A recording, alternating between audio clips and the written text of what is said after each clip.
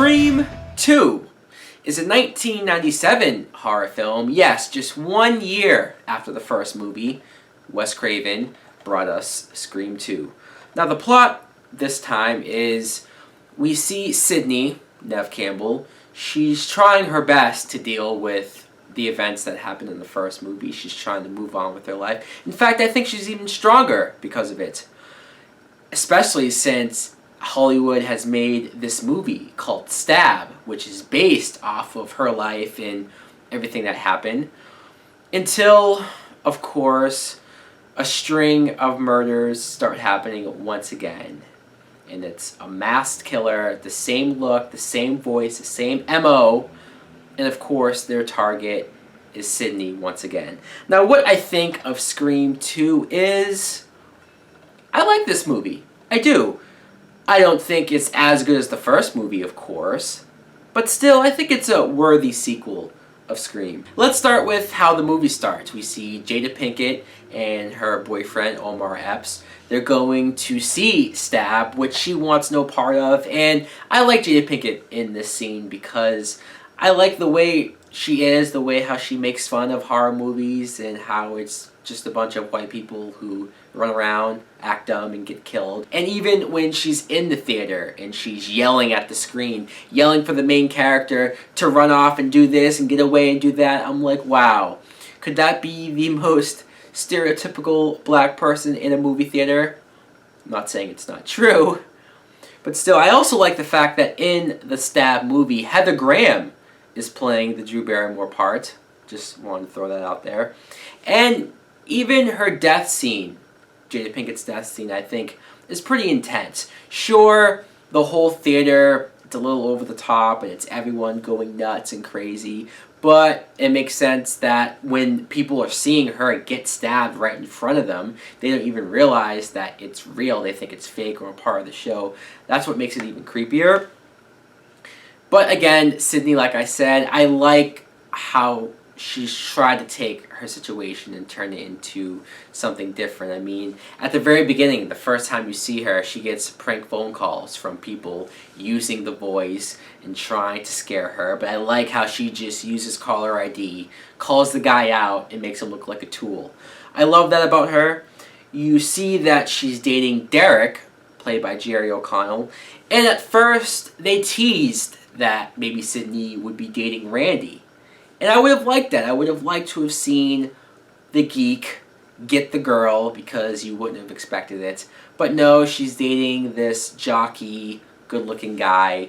So you kind of roll your eyes at that and say, of course, of course. But I do like what they do when the murders start happening and Sidney, she legitimately feels responsible for the people around her, her friends, her loved ones, being killed because of her. So she wants to distance herself away from him, but also she's doing it because she has some trust issues. Can you blame her? But so I like that they play up the fact on whether it's the same plot all over again or if there is a twist. And I will admit that Jerry O'Connell won me over with that Tom Cruise singing scene that he does in the cafeteria. But that brings me to Randy. Jamie Kennedy is once again my favorite character in this film, but there's so much about him. I already said that I wish he would have ended up with Sidney, or at least that would have been interesting to see. But my God, when he gets killed, just out of nowhere, the first time I saw that, it blew my mind. I couldn't believe it. I was so upset. It really hurt to see Randy get killed in this movie. And it's still, rewatching it upsets me to see it happen. But I will give this movie this. Randy survived the first movie. And so when you see the characters in this movie that survived, you think, okay, well, they're the main characters. They're off limits. They're not going to get killed. But no. Randy, of all people, ends up getting killed. Somebody that you think, since he's seen all of these movies, since he's even giving off the rules of a sequel, you think he'd be the one that's smart enough to survive. But no, him getting killed is definitely a shocker. It's definitely a surprise. I get why the movie did it. It sucked to see it happen.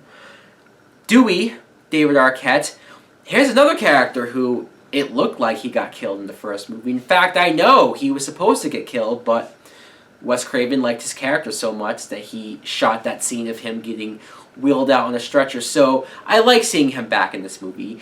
I even find it interesting that he has that limp now, and it's because the knife wound severed his nerves. And so I like that touch on him, and I like that he's back to once again try to find the killer.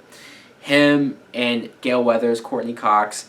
I like that Gale is almost trying to prove herself all over again, because the chemistry that they had in the first movie, or the fact that Dewey thought that she liked him back, and you find out no, she was using him to get a better story, of course. Here, though, she does genuinely start to like him, and especially after Randy's death, that's when Gale starts to come around and starts to be an actual, real human being. Because at the beginning, it's like the moment where she gets caught and wary, who Sidney falsely accused of killing her mom, and he was in prison for a year. She tries to finagle her way, sneak her way into getting these two together on camera without Sidney knowing. It's such a bitchy move for her to do. But Caught and Wary, I thought it was really interesting that they brought him in here, because the first movie, Liev Schreiber is in that film for maybe 30 seconds. It's almost like Kevin Williamson, who also wrote the second movie, had this planned. He had this character planned for the sequel to be a bigger part, and he is. I like that. I like that he is sort of desperate to sort of, I don't know if he wants fame or money that could come with the interviews and the publicity out of what happened.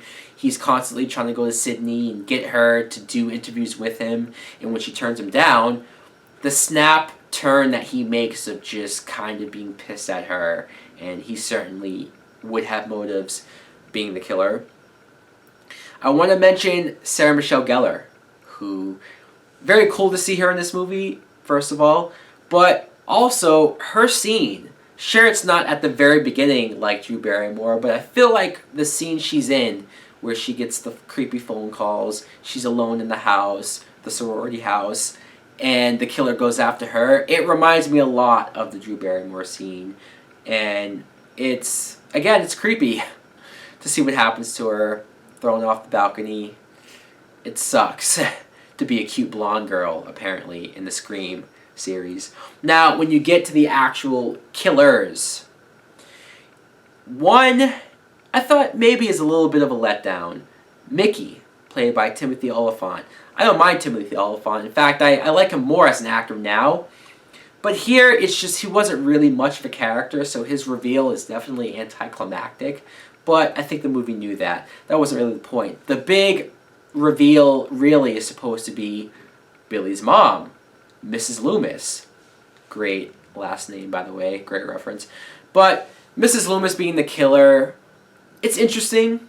I like the fact that, you know, you think about it. The first movie, she ran off. She abandoned Billy because of the father's affair. And I'm sure once she heard what happened to Billy, he went crazy and then got killed. I'm sure she felt guilty. So her coming back for revenge on Sidney is interesting. It makes sense. And even when they reference how you can have a female serial killer, look at Mrs. Voorhees in Friday the 13th, the original.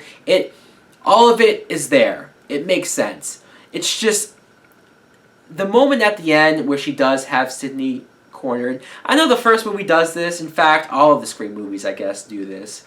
But this movie, Mrs. Loomis takes so long to try to kill Sidney. She just talks on and on and on to reveal her plan, and just, she has the gun pointed at her, but she never shoots her. It's like, really? I mean, come on. Even Billy tried harder to kill Sidney, I thought. So overall, Scream 2, I like it. I think it's good. It's not my favorite in the series, clearly. Scream 1 takes that cake. I have heard some people say that this is their least favorite one in the series, and I definitely can't say that, because wait till you see my review for the next installment. Anyways, guys, let me know in the comments below, what do you think of Scream 2? Thanks for watching. Like and subscribe. Later!